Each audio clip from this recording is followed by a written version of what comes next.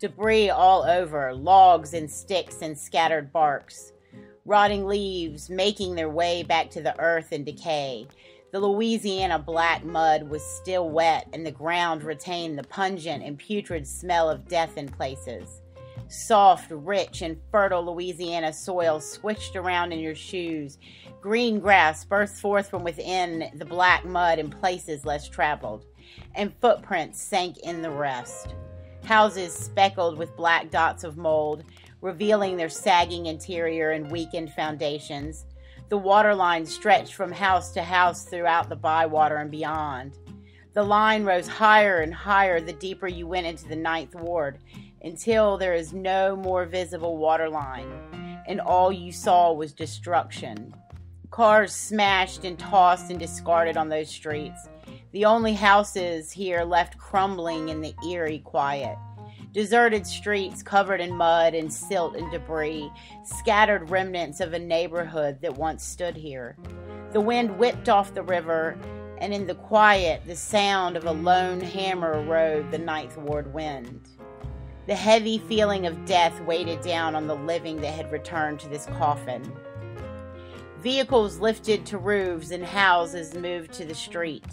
Toilets abandoned in the middle of the road, sinks and stoves out in the yard.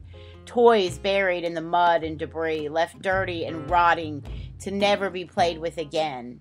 A refrigerator turned over that had floated down a street. Bright orange spray paint with weird hieroglyphics of X's and numbers and indiscernible letters that marked the houses from search and rescue denoted what was dead and what may be living. Notes from the aftermath, scrawled like graffiti for the entire world to see. Reflections of rainbows in the sun scattered throughout the mud and debris.